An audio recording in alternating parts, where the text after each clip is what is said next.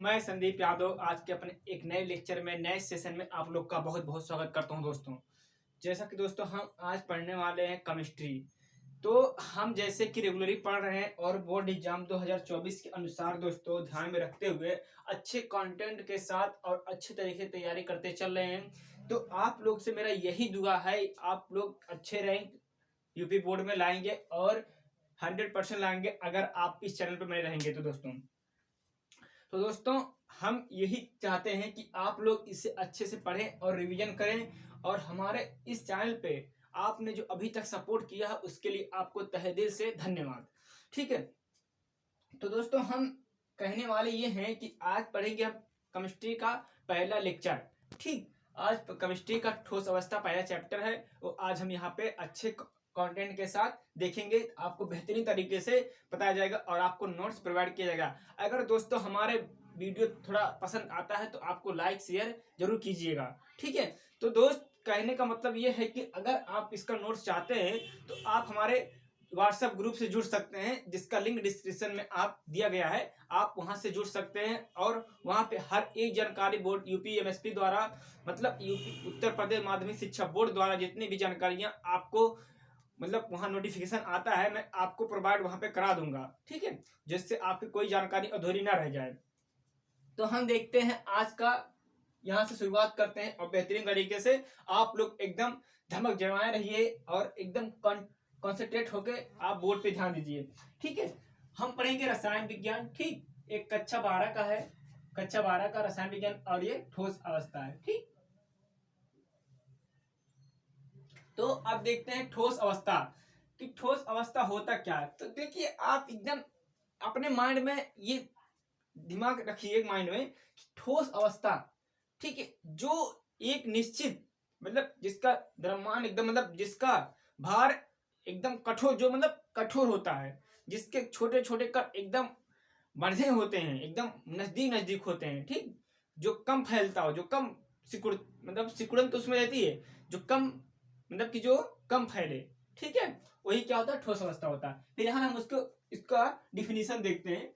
ठीक, अच्छे तरीके से कहता द्रव द्रव की वह अवस्था, ठीक, कह रहा द्रव की वह अवस्था जिसमें अवयवी कण अवयवी कण कण परबल अंतर आणविक अवयवी कण होता है। अवयवी कण जैसे कि अवयव कहते हैं ना, छोटा छोटा अवयव, कोई वस्तु हुई उसका अवयव, कोई भी अवयव कोई भी वस्तु का छोटे छोटे टुकड़ा हो सकता है। अवयवी कण परबल अंतरिक अणुक बलों द्वारा परबल अंतर अणुक बलों द्वारा जालक से समृद्ध संकुलित रहते हैं तथा इस कारण से गति करने में असमर्थ रहते हैं, असमर्थ रहते हैं।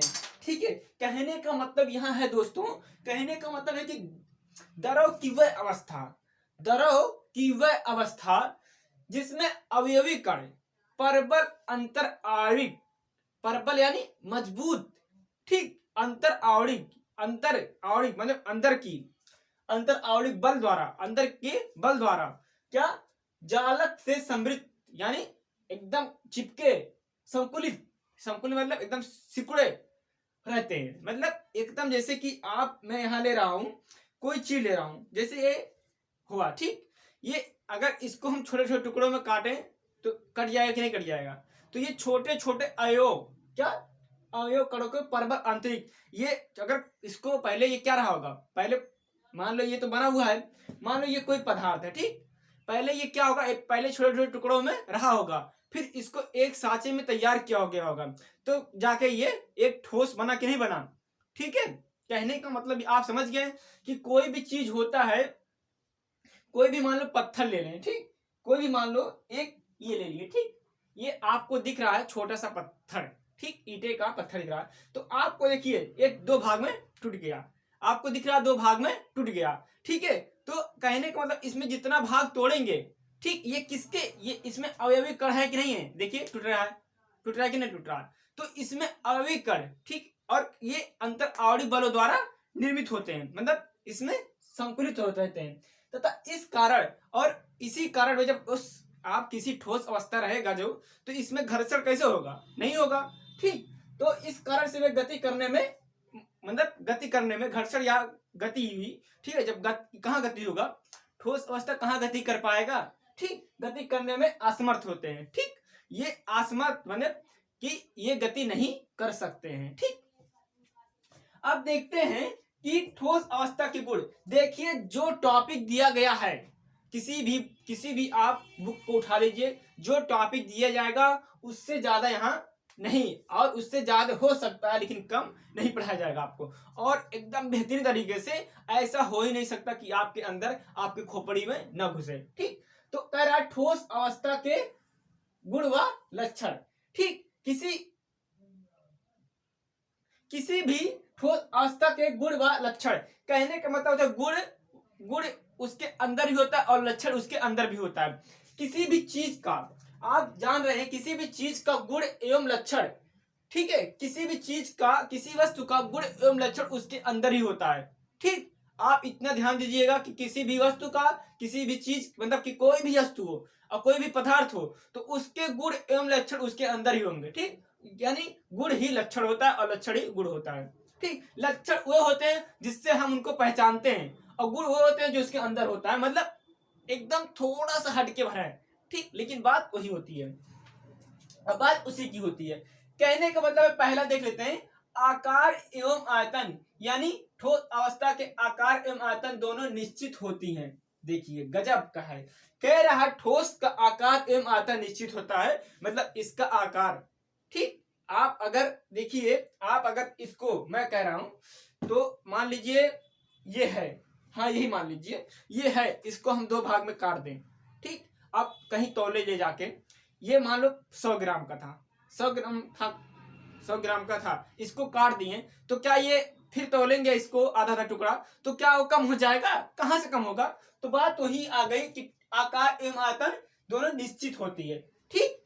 कहने का मतलब आयतन, बात वही हुई ना कि अगर उसके हम आकार एवं आयतन कहाँ वो होगा, वही होगा। कहने, अब आप देख लीजिए दूसरा पॉइंट, द्रव एवं गैसों की तुलना में नागड़ विसरण होता है। कह रहे द्रव एवं गैस, आपको द्रव या गैस हुआ, आपको देखते हैं कि वो तुरंत फैल जाता है। गैस को देखिए, अभी आप खोल लीजिए तुरंत उड़ जाएगा, तुरंत क्या मुझे वायुमंडल में फैल जाता है, लेकिन आप इसको देखिए, यही पड़ा है, कहाँ फैल रहा है। तो कहने का मतलब नागड़ मतलब ना के बराबर विसरण होता है, यानी फैलता है, यानी नागड़ विसरण यानी कम फैलता है, ना के एकदम ना के बराबर, ठीक। आप दूसरा पॉइंट समझ गए।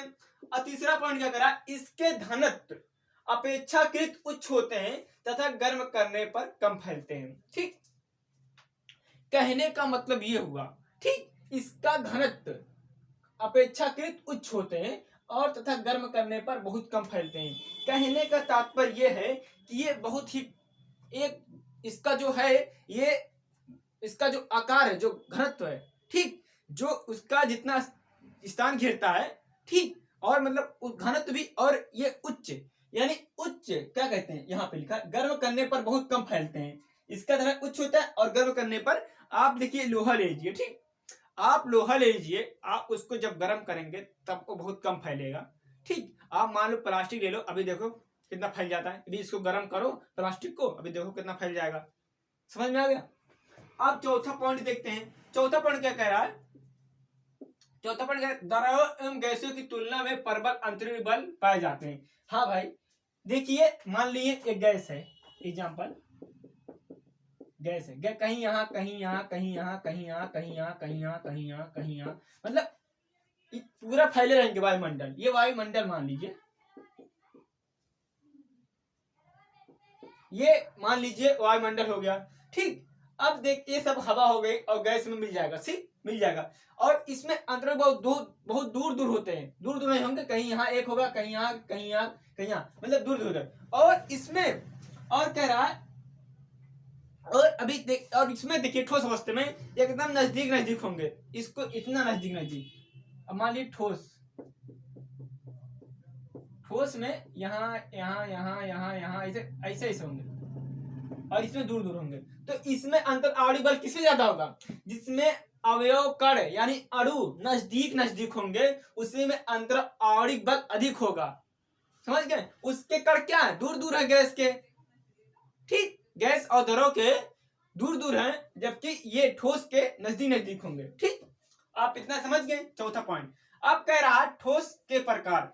अब देखिए ठोस के प्रकार, ठोस निम्न दो प्रकार के होंगे। ठीक, एक होगा क्रिस्टलीय ठोस और एक अक्रिस्टलीय ठोस होगा। ठीक, आपको हर एक स्टेप बाय स्टेप, हर एक कॉन्सेप्ट, हर एक कंटेंट आपको बेहतरीन तरीके से यहाँ प्रोवाइड कराया जा रहा है और कराया जाएगा हमेशा। और बेहतरीन, अगर हमारे थोड़ा सा भी आ रहा है कि हाँ गुरुजी मतलब मेहनत कर रहा है संदीप, अगर कुछ ऐसा है कि आपके अंदर वो लग रहा है कि हाँ यहाँ पे कुछ हमें समझ में आ रहा है, तो आप देर मत कीजिएगा। बहुत बहुत हर जगह ये वीडियो पहुंचनी चाहिए हर बच्चे के पास, ताकि बच्चा समझे और जल्दी से जल्दी अपनी तैयारी को मजबूत करे। ठीक, तो कह रहा क्रिस्टलीय, यहाँ दो प्रकार के होते हैं, एक क्रिस्टलीय ठोस, एक अक्रिस्टलीय ठोस। ठीक, अब देखते हैं आई क्या होता है क्रिस्टलीय ठोस। क्रिस्टलीय ठोस से ही लग रहा है कि ठीक है यही है, जिनमें अवयवी कण त्रिविमीय में, यानी त्रिविमीय विस्तार में, ठीक, यानी विस्तार क्षेत्र में कह रहा है, जिनमें अवयवी कणों की त्रिविमीय में विस्तार क्षेत्र में, मतलब विस्तार क्षेत्र में एक नियमित निश्चित व्यवस्था होती है, वही क्या होते हैं क्रिस्टलीय ठोस होते हैं। कहने का तात्पर्य यह है कि जिनमें अवयवी कण, यहाँ देखिए कह रहा है जिनमें अवयवी कणों की त्रिविमीय यानी विस्तार क्षेत्र एक नियमित एवं निश्चित व्यवस्था होती है। माने अभी किसी क्षेत्र, मान लो एक क्षेत्र है, ठीक, इसमें कह रहा है एक नियमित, ये तो नियमित हुई ना, एक नियमित और निश्चित क्षेत्र में, नियमित यहाँ ये इतनी ही क्षेत्र में क्या है फैले हुए हैं। ठीक, अब देखते हैं इसके लक्षण क्या होते हैं, क्रिस्टलीय ठोस के लक्षण। आपको ये समझ में आ गया होगा। ठीक, अब लक्षण में देखते हैं, और पहले पॉइंट इसमें देखते हैं लक्षण में, इसमें एक निश्चित आकृति होती है। ये क्रिस्टलीय ठोस हो गया था। अब ठोस अवस्था में दो प्रकार के होते हैं, क्रिस्टलीय ठोस, एक अक्रिस्टलीय ठोस। और क्रिस्टलीय ठोस हम पढ़ रहे हैं जिसमें नियमित व्यवस्था होती है एक विस्तृत क्षेत्र में। ठीक, वही होता है क्रिस्टलीय ठोस। और क्रिस्टलीय ठोस के देखते हैं लक्षण, और लक्षण में पहला पॉइंट देखते हैं, क्रिस्टलीय ठोस अवास्तविक ठोस होते हैं। आपसे कोई कह दे या आपको एक नंबर का क्वेश्चन आ जाए कि क्रिस्टलीय ठोस कौन से ठोस होते हैं, तो आप कह सकते हैं क्रिस्टलीय ठोस ही वास्तविक ठोस होते हैं, बाकी और सब वास्तविक ठोस नहीं होते हैं। ये नहीं कहिएगा कि वास्तविक ठोस नहीं होते हैं, लेकिन इसमें ये कहा गया है कि क्रिस्टलीय ठोस ही वास्तविक ठोस होते हैं। ठीक, क्रिस्टलीय ठोस ही वास्तविक ठोस होते हैं, इनमें एक निश्चित आकृति होती है। इनमें पहला पॉइंट है, इनमें एक निश्चित आकृति होती है, मतलब कहने का मतलब है कि इसमें एक निश्चित आकृति होती है। ठीक, इसमें एक निश्चित आकृति होती है, और इसमें कहा गया है ये दृढ़ कठोर होते हैं, ये बहुत ही कठोर होते हैं। तभी तो जैसे कि आप पत्थर देखे हो, पत्थर क्या होता है, आप देखे हो पत्थर, तो वो बहुत ही कठोर होते हैं, यानी दृढ़ होते हैं। अब देखते हैं कि इसमें क्या कहा गया है, पृष्ठ एक समान एवं समतल होते हैं। कहने का मतलब है पृष्ठ एक समान और समतल होते हैं। आपको जैसे कहने का मतलब ये हो गया कि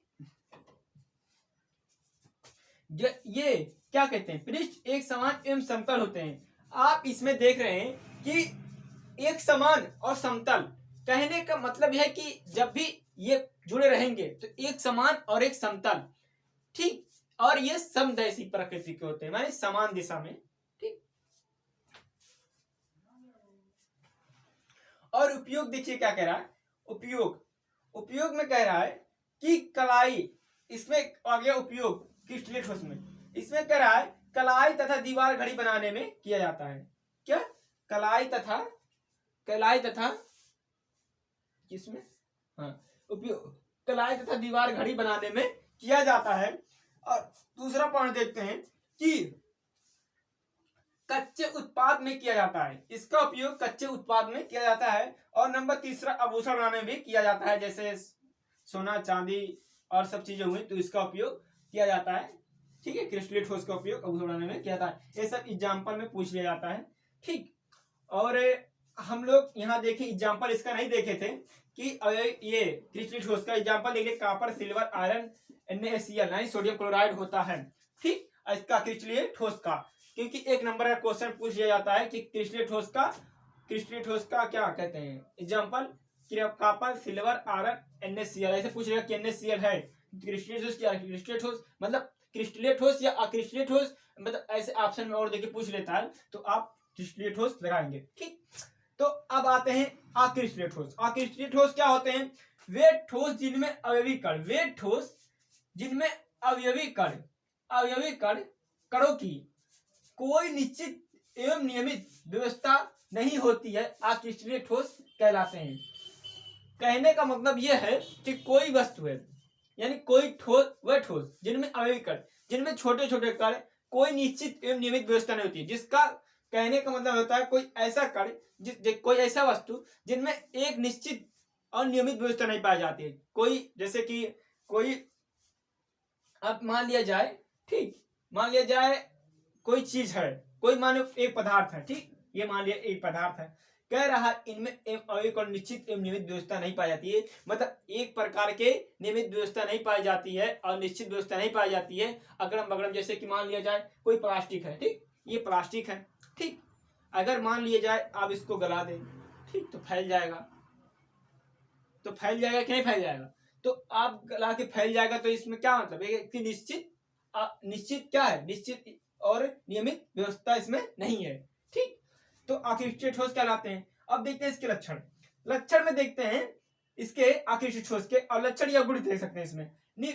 निश्चित आकृति नहीं होती है, इनमें क्या होता है, निश्चित आकृति नहीं होती है। और दूसरा पॉइंट देखते हैं, इनमें ठोसों के पृष्ठ एक समान एवं समतल नहीं होते हैं। कहने का मतलब है कि इनमें पृष्ठ एक समान और समतल नहीं होते हैं। तीसरा पॉइंट देखते हैं, ये विषमदैशी प्रकृति के होते हैं। मतलब देखिए, हम लोग थोड़ा वहां पे उल्टा हो गया था, सॉरी, यहाँ पे हो गया था कि मैं कह दिया था ये विषमदैशी, विषमदैशी किसको कहा था, क्रिस्टलेट। यहाँ लेकिन समदैशी रहेगा, क्यों? क्योंकि इसमें समान दिशा में होता है, ठीक, ये समान दिशा में होता है, ये समदैशिक प्रकृति के होते हैं, और ये विषमदैशिक प्रकृति के होते हैं। क्या? अक्रिस्टलेट ठोस ये विषमदैशिक प्रकृति के होते हैं, और इनके भौतिक गुण सभी दिशाओं में समान होते हैं। ठीक, इनके भौतिक गुण क्या होते हैं, सभी दिशाओं में समान होते हैं।